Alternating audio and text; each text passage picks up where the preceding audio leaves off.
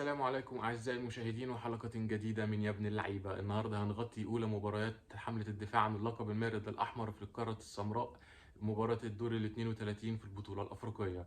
النهاردة طبعا الأهلي وسان جورج كانوا بيلعبوا ماتش. الأهلي المفروض إن ده ماتش الأواي بتاعنا اللي احنا المفروض نلعبه خارج أرضنا، بس سان جورج طبعا قرر إن هو يلعبه هنا. طبعا هو فريق على ما تفرج، إمكانيات محدودة جدا.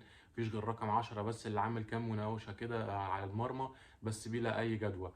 التشكيل كان هو ما عدا ان هو شايل مودست وحط كهربا. طبعا مودست لو كان موجود كناش شفنا كهربا للاسف يعني. فكهربا النهارده كان تحت ضغط ان هو عايز يثبت نفسه. لا انتوا جبتوا مهاجم مساوي ومودست والكلام ده، بس انا قادر برضو ان انا اعمل ايه الفارق مع فرقتي. طبعا سان جورج حاول على قد امكانياته اللي مش موجوده اصلا، فريق على ما تفرج يعني. فكان بيحاول يعمل مرتدات. شفنا لقطه كده كانت خطره شويه، كان في 3 مدافعين من الاهلي عليهم 4 مرتدين بسرعه رهيبه. دي كانت نقطه قوتهم الوحيده، ان هم عندهم لعيبه صراع، بس هم صراع بس يعني ما بيعملوش اي حاجه تانية. طبعا هنتكلم بقى على الهدفين. ماركة حسين الشحات، يعني حسين الشحات يواصل تألقه للموسم الثاني على التوالي. حسين الشحات الموسم اللي فات قدم موسم ولا أروع مع النادي الأهلي، فعمل ماتش النهارده كان ماتش حلو جدا من حسين الشحات. أول جون استلامة بكوبري بشوطة في البعيدة، حاجة عالمية. تاني جون استلامة ولا أروع ولا أروع، يعني ما شفناش الاستلامات دي من اللعيبة المصرية بقالنا فترة. استلامه جايه له، كرة جايه له من عاليه جدا، استلمها بحنيه، نزلت قدامه بالراحه، هدي على نفسه، شاط الجون التاني. حاجه الصراحه عالميه. عندنا طبعا امام، والتاني كان كهربا، الاتنين عملوا له الاسيستين. امام عاشور برضو لتاني مباراة على التوالي يقدم مستوى يعني كويس جدا. محتاجين اكتر مننا كامام، بس يعني بداية موفقة جدا. عمل كل شيء في الكورة، حاول يجيب اجوان، عمل اسيست، عمل كي باس بتاعت الجون التاني بتاع حسين الشحات. فيعني استمر يا امام واحنا في ظهرك. خدت بالي بس من حاجة في إمام عاشور، مش عارف بقى دي تعليمات كولر ولا دي تعليمات منه هو لنفسه، يعني إن هو يعني بيخرج كتير قوي ناحية الخط، يعني بيبقى يعني أكنه وينجر بالظبط. فأنا مش عارف دي تعليمات كولر ولا لا. أنا شايف إن هو كان المفروض يخش للعمق أكتر، لتسديداته، ممكن يدي ثرو باس لأي حد ينفرد. يعني هو لما بيبقى وينجر قوي كده بيقفل، يعني المفروض هنا حسين الشحات مبدئيا يبقى هو اللي في المكان ده. لو هو بيجي هنا وحسين الشحات هو اللي يخش في العمق، فانت برضو ممكن تحاول ترحل نفسك شويه عشان تدي المساحه لمعلول انه يعرف يخش يعمل عرضيات. فهي دي بس النقطه اللي اخدها على يعني على امام في الماتش ده.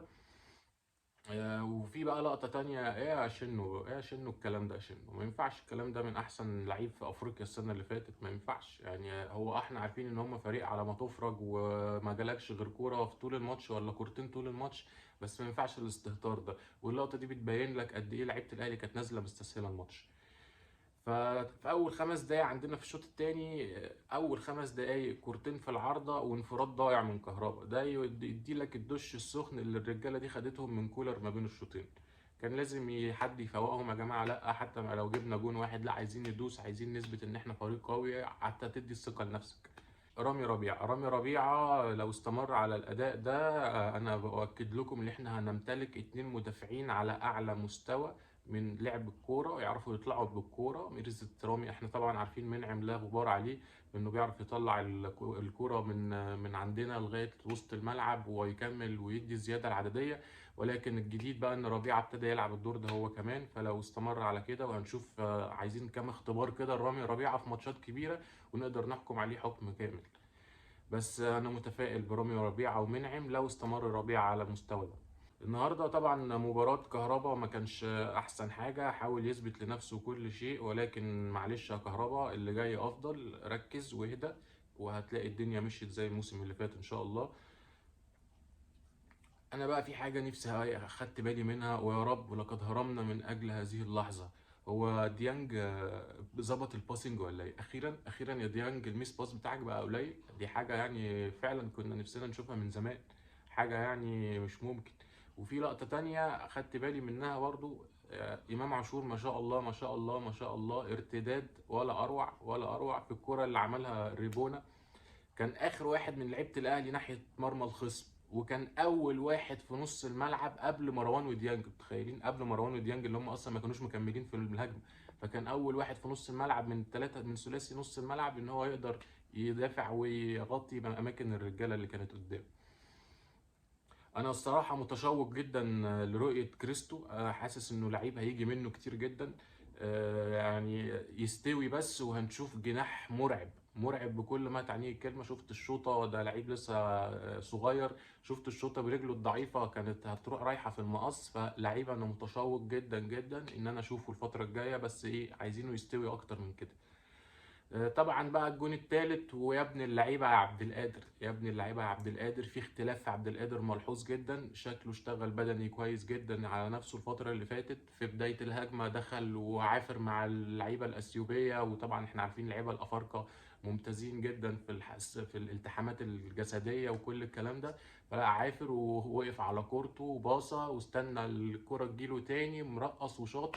فربنا يا ابني بيكافئك على المجهود اللي انت بذلته مع نفسك. فبرافو عبد القادر، ونقول لك يا ابن اللعيبه. دي كانت باختصار احداث مباراه الاهلي وسان جورج في بدايه حمله الدفاع عن اللقب المارد الاحمر. فنيجي بقى لشويه الاخبار اللذيذه اللطيفه اللي شفناها الفتره اللي فاتت على الساحه الرياضيه. طبعا ان شاء الله بكره هتبقى طرح تذاكر مونديال الانديه، ومباراه الاهلي، والمنتظر طبعا انه هيبقى الاتحاد السعودي. فيعني قدامنا ملحمة للجماهير الأهلاوية بالسعودية. إن شاء الله ربنا يكرمكم وتقدروا تاخدوا على الأقل نص الاستاد. ملحمة بكل ما تعنيه الكلمة. طبعا أنت في السعودية قدامك السعوديين، نازل ماتش قدام الاتحاد، فلازم على الأقل يا جماعة ناخد تلت نص الملعب ده، لازم إن شاء الله. حسين لبيب بقى في موقف طريف جدا، قاعد بيلقح على الكابتن فاروق جعفر مع عمرو اديب في البرنامج بتاعه. قعد يقول لك انا نازل قدامي مرشح مسنود من مرتضى منصور. طبعا انا يعني ايه، خدت الكلام ومش عارف ده مين، بس اتاكدت امتى بقى؟ اتاكدت لما ايه، فاروق جعفر راح قال انا نفسي افتح حضانه للاعضاء في في النادي. يعني حاجه الصراحه تضحك يعني. باتشيكو عرض مارسيليا، يعني عرض لا يرفض الصراحة. واحد يطلع من الدوري المصري على الدوري الفرنسي مدرب بحجم باتشيكو، فأنا أعتقد إنه هيضغط جدا على إدارة بيراميدز إن هو يمشي، ومش هيجيله العرض ده تاني. فيعني اللي بيجيله قدامه الفرصة لازم يمسك فيها. نيجي بقى عند تصريحات كابتن ميدو اللي قاعد يقول انا بطالب اداره الاتحاد السعودي ان هم يقروا قران، وهتشوفوا لعيبه بتتصاب ومش لعيبه بتتصاب. والله يا كابتن ميدو، هي كلمه واحده يعني، ان لم تستحي فافعل ما شئت. احنا المفروض مصريين وندافع عن بعض. عارف ان فلوس السعوديه بتزغلل لك عينك، بس عيب. بس كده، فقلنا النهارده حلقه بسيطه صغيره على اساس ان المباراه يعني ما كانش فيها ديتيلز كتيره. فاراكم الفتره القادمه ان شاء الله. سلام.